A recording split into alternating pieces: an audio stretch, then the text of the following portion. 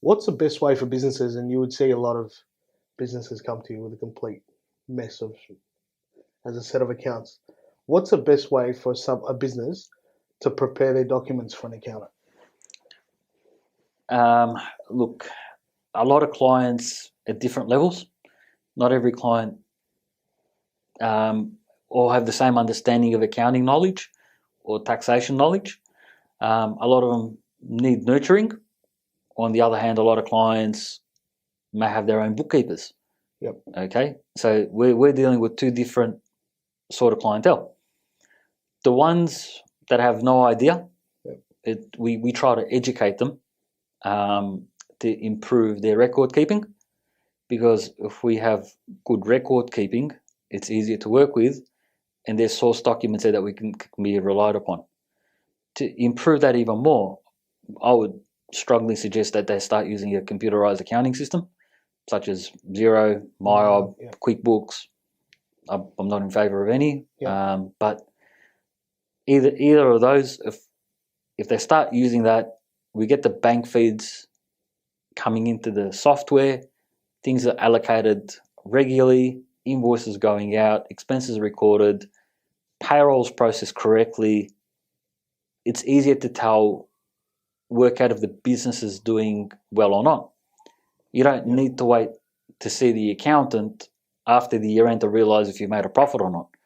If things are recorded correctly and kept up to date, you just need to go in there and produce a report, and you can work out if your business is doing what it's meant to be doing or not. On that, we can then provide advice on which areas to improve on. We can use methods like ratio analysis in comparisons to the industry benchmarks to work out how your business is going. Okay. On the other hand, where the business is larger and they're equipped with bookkeepers and proper accounting software, they're a lot more advanced. They start looking more at strategies at their businesses to improve profitability and improve efficiency. They're the type of things we look at. Yep. Okay. Just on that, I know that I've been using Xero for a couple of years, but I think one of the biggest things for new businesses and new setups is to make sure that you get your Xero set up correctly from the start, to make sure that things are coded correctly. Otherwise, you'll come to a VAD and he'll scream at you for half an hour because everything's coded incorrectly and you haven't been doing your payroll correctly, and he's got to go back and fix it all. But that's I think transitioning onto Xero, which is what I use, has made it so much easier, I think, for both of us. Look, from my experience, if I've got a client that comes in, they've got absolutely no understanding of an accounting software, and they've just been writing things on paper or using Excel or summarizing things in Word, the first thing I do is I introduce them to an accounting software, very basic accounting software, which sometimes we use MYOB Accounting Essentials. We set up the whole accounts for them. Yep. Okay. So they've got their basic accounts list. We set up all their sales items. Yep. So everything becomes automated for them. Yep. We link up their bank account to the accounting software, so all the bank feeds are coming in. Yep. And we'll sit down and show them a handful of transactions on how to record the data. Yep. Okay. Now they'll go off and do that for a whole quarter. Yep. Now at the end of the quarter, we're going to do their best. So we review that. Yep. And if there's obviously issues the way things are recorded, or the wrong GST code's been applied, or the record's been put to the wrong account number, then we tell them, yep, this is what you've been doing, this is where it's meant to go. So after a while, they grow a bit of an understanding, they feel more comfortable with the system, and they start to improve, and they start to see that, okay, this system makes sense. This is really helping us, because all that stress of them not knowing what the business is doing, now with a click of a button, they can check what it's been doing. Yeah. And if they need my help as well on how to do something, I can just log in from my end and go and guide them through what they need to do. Yep. And then I can give them an answer a lot quicker. Yeah. Where if things are just recorded I don't know, on paper or somewhere on a. Yeah. It's very hard to give any advice or any guidance. I think the biggest thing about that is, as a business owner, I'm not interested in preparing my accounts.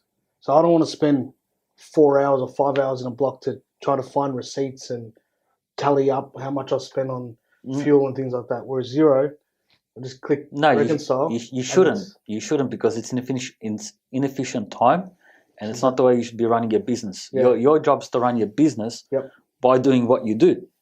Yeah. You're not in the business of doing bookkeeping services. So if we can minimize 4 hours of work a week into half an hour at the end of the week, where you just reconcile, approve, you'll be a very happy person. What are the three most common mistakes that people make at tax time? Coming up with their own ideas of what's tax deductible. Give me the craziest one. Yeah.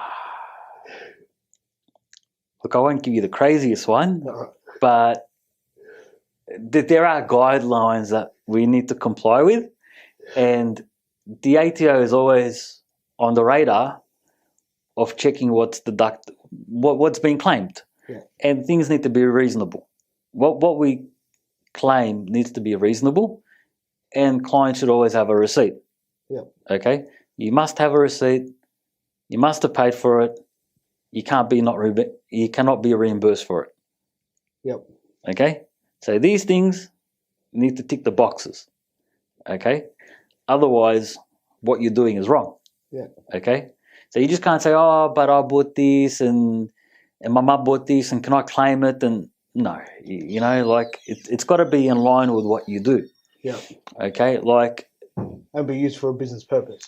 That's correct. That's exactly right. I mean, it's got to be like if you're a carpenter, you work for a carpentry company.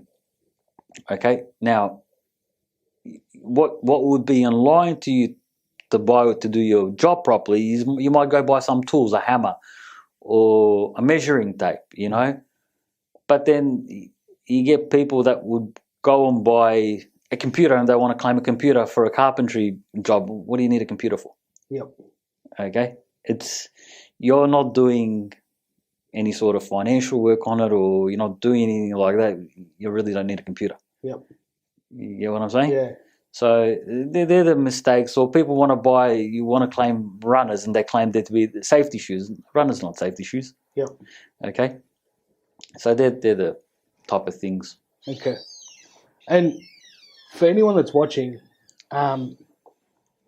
what's the most important thing when looking for an accountant? What's the most important thing to look for? Relationships. The most important thing when an accountant deals with his client is a relationship and trust. And over time you build that trust. That you might have a question, you pick up the phone and you ask me, what do I do? When I give you the answer, you're trusting what I'm telling you to do. You're not second guessing it and picking up another phone and calling your mate. Is this right? What is your accountant team at? No, it's not. If you're doing that, you've got the wrong accountant. Okay? And not everyone's got the similar personalities. So certain personalities can work together and certain personalities can't work together. From an accounting knowledge, there's a lot of accountants out there who've got the right knowledge to give the right advice. But their way of delivering something might not be as effective as someone else. Okay? So I might say to you, go through this paper with you. You'd be looking at me and go, I don't get a single word that you told me. Okay? If someone else picked it up and went through it and used a different method of delivery or different language, you'd be like, oh yeah, that sounds easy. And that's what I try to do with my clients. I try to make things as easy as possible, less complex, put it in plain English so people understand. Once you start to become a complicated and convoluted person, it's very hard for people to understand what you're telling them. And once you lose that understanding, you don't want to deal with that person. Of course. You don't want to pick up the phone and ask a simple question, go, I don't want to deal with my accountant. He's, I don't know, on a different tangent. I don't understand what he talks about. Where my clients feel comfortable to call me. They call me at whatever they got, and I just, in plain English, I tell them yes, no, what they need to do, how it's to be done. Yep. Okay? Because a simple question today can save you a lot of money in the future. Yeah. Okay? Yep.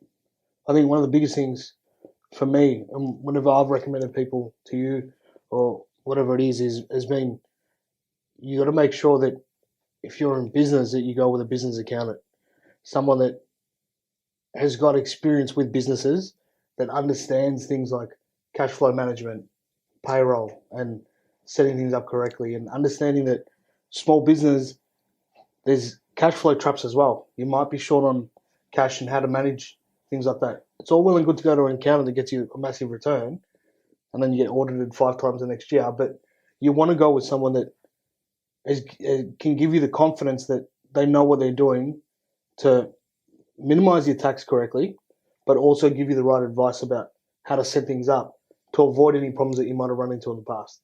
So that's 100% correct. I mean, a lot of traps for that are, I mean, we can talk about this in the next segment if you like, but getting your structure correct. Yep. Okay, so the sole traders, partnerships, companies, trust, self-managed super funds. Each structure has got its own pros and cons. Yep. And I see this stuffed up a lot of times. A lot of times people come in as a sole trader but the structure's not right. Yep. The only reason they did a sole trader because they went off on their own and spent $100 to get an ABN and register a business name. Yep. However, that structure's not right anymore. Yep. Well, that's it for another episode of the Business Hour. Thanks to Ivan from Estifo Chartered Accountants Advisors for being a part of this and indulging us with a wealth of tax knowledge. He's the expert with tax, so if you've got tax questions, direct them to him, not me. But we will be back. If you've found anything useful from this video, please like, share, and subscribe. And we'll catch you on the next episode of the Business Hour.